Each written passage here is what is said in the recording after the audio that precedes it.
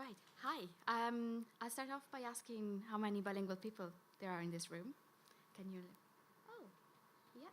You'll change your mind soon. um, not change your mind. I mean, the bilingual people will stay bilingual.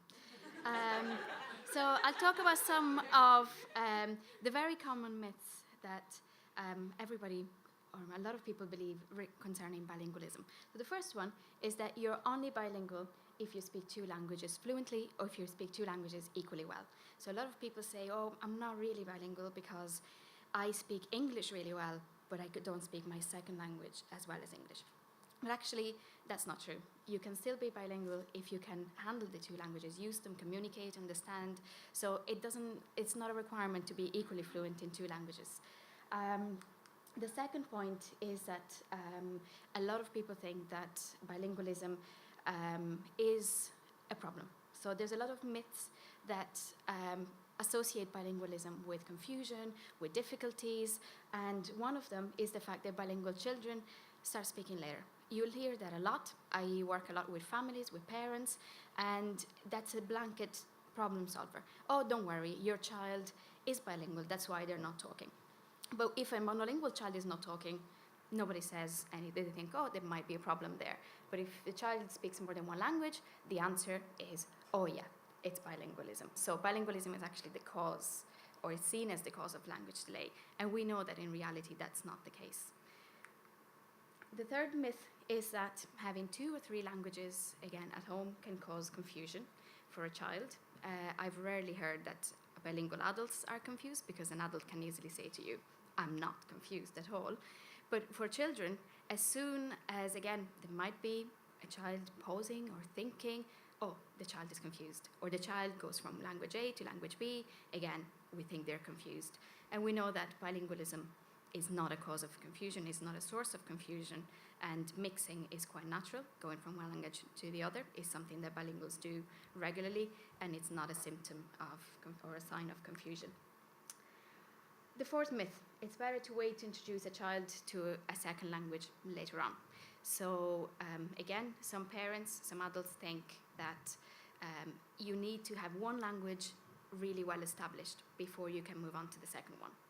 And if you have the opportunity of raising children with two languages, from day one, there is no reason to wait. So quite a lot of children are raised speaking two languages from birth, and they have no confusion, no problem, and so on. So there is really no reason to wait until the first language is established. And actually what happens is that when the first language is, say a child is 5 or 6 and they've already developed their English language skills, if you suddenly, say you're a Polish speaker or an Italian speaker like me, and you turn to your child when the child is 5 and you say, today we're going to start speaking Italian, your 5-year-old or 6-year-old will look at you in a very strange way. So definitely the natural way is the best way. And a child learning a language at the age of 5 or 6 is learning a second language. So that takes a little bit more effort than acquiring it from day one. The fifth myth, managing two languages is a burden for a child's brain. Some people think it's also a burden for adults. A burden is quite a negative word, I think.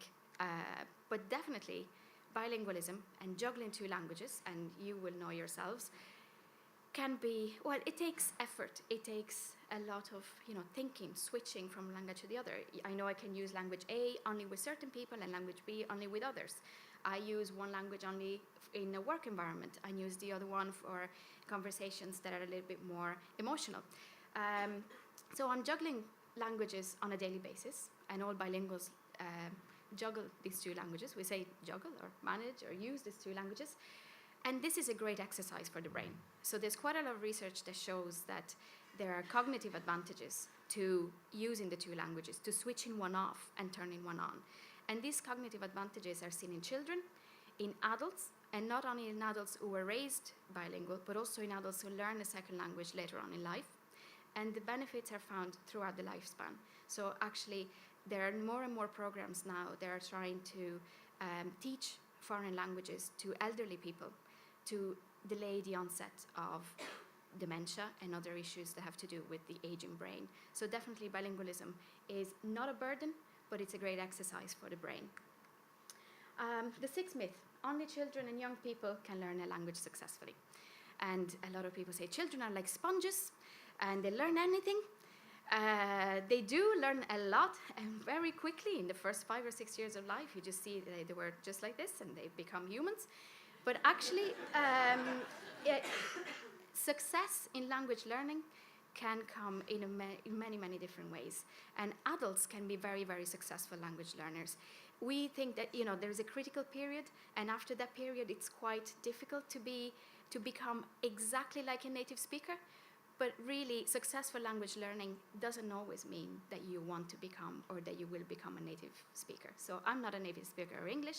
My accent will never be the same as somebody who was born and raised here.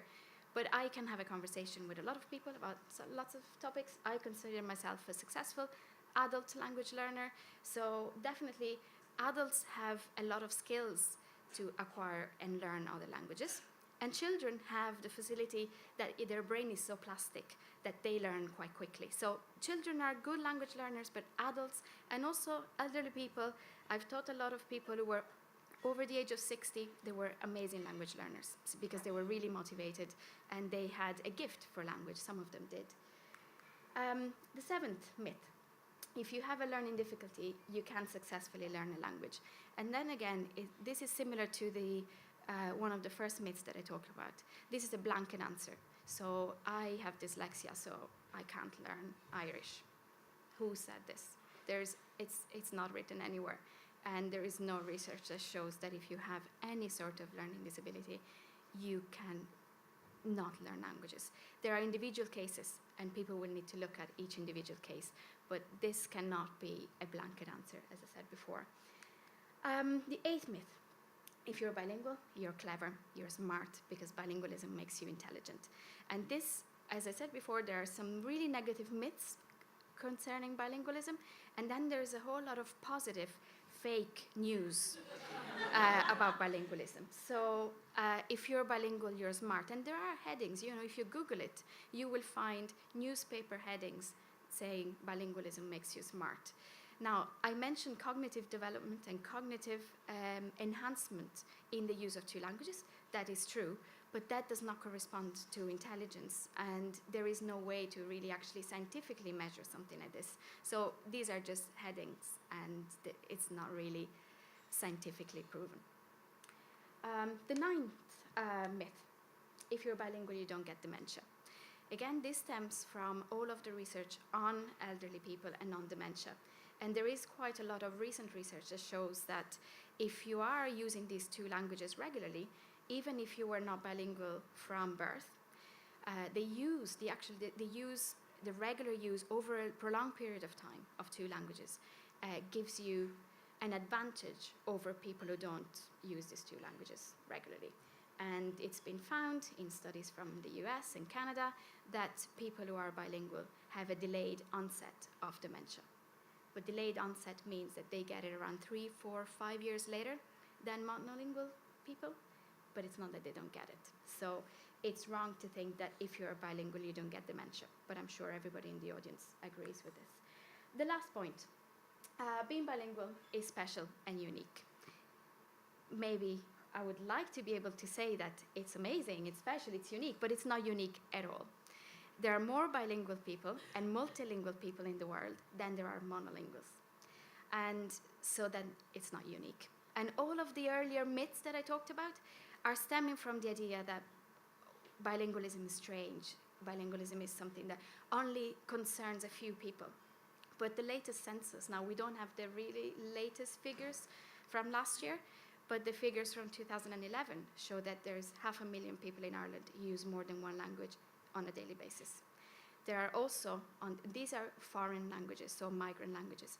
There are Irish speakers who use Irish on a daily basis. There are people who use Irish and also a migrant language on a daily basis. There are also a lot of Irish people who use Irish Sign Language. So I guess that in the new census, when we look at those figures, we will see that almost 800,000 or 1 million people who live in Ireland use more than one language or can use more than one language. So definitely bilingualism is not rare, it's not unique, and it's not special. And that's my message.